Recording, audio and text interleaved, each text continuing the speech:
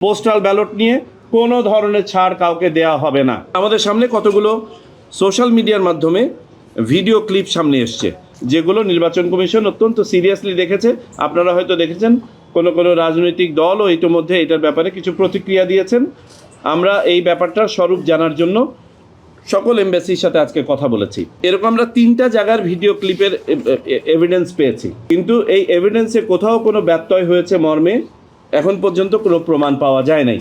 তো ডেস্টিনেশনগুলো একটা ছিল বাহরাইনে গত 11 তারিখে এরকম একটা ভিডিও, যেখানে এই যে গ্রুপ ডিস্ট্রিবিউশনের ক্ষেত্রে এটা পাওয়া গিয়েছিল।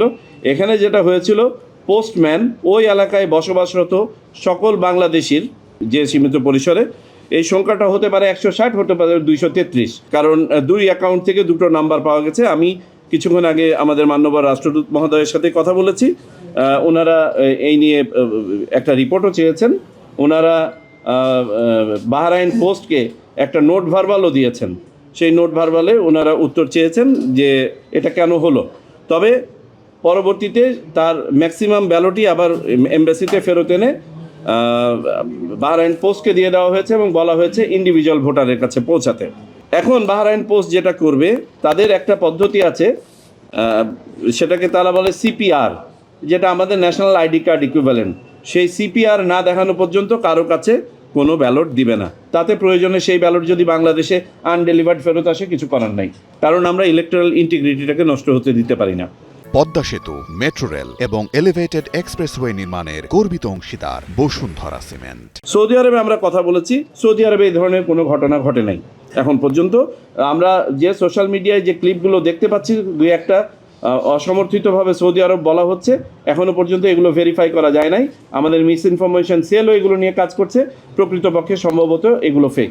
ওমানের সাথে কথা বলেছি, ওমানে একটা ভিডিও এসছে এবং এই ভিডিওটা সঠিক। ওমানে মূলত আপনার বাল্ক হিসাবে ডিস্ট্রিবিউশন হচ্ছিল, যে ওই যেটা বললাম, এক জায়গায় অনেকজন থাকেন, তারা মূলত পোস্ট বক্স ব্যবহার করেছেন। সো পোস্ট বক্স দিচ্ছিলেন। এই ঘটনার পরে সবখানে হয়তো ভোট, যেটা ওই যে বাল্ক ইয়েতে দেওয়ার পরে যখন ভিডিওটা আসলো, আমাদের ওমান এমবেসি আবার কথা বলেছে ওমান পোস্টের সাথে।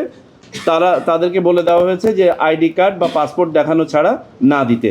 এখানেও আমরা ধারণা করছি হয়তো কাউকে খুঁজে নাও পাওয়া যেতে পারে। আমরা ক্যাটাগরিক্যালি সবাইকে বলে দিয়েছি যে কোনো অবস্থাতেই যেন ইলেকট্রাল ইন্টিগ্রিটি নষ্ট না হয়।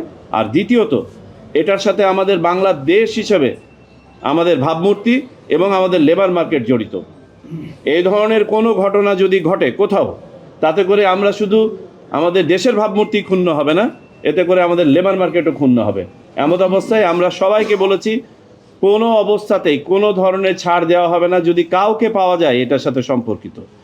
সামান্যতম ব্যত্যয়, যে আপনি কোনো রাজনৈতিক দল সমর্থন করেন বিধায় আপনি 5টা ভোট সংগ্রহ করে দিবেন, আপনার এনআইডি কার্ড ব্লক করা থেকে শুরু করে, আজকে সিআইডিও মিটিংয়ে ছিল, আমরা বলে দিয়েছি ক্রিমিনাল চার্জ আনা হবে তার বিরুদ্ধে, এবং প্রয়োজনে তাকে সেই দেশ থেকে বাংলাদেশে রিপ্যাট্রিয়েট করার ব্যবস্থা করা হবে। পোস্টাল ব্যালট নিয়ে কোনো ধরনের ছাড় কাউকে দেয়া হবে না। কেউ যেন না ভাবেন যে নির্বাচন কমিশন ঘুমাচ্ছে আর আপনারা যা ইচ্ছা তাই করবেন।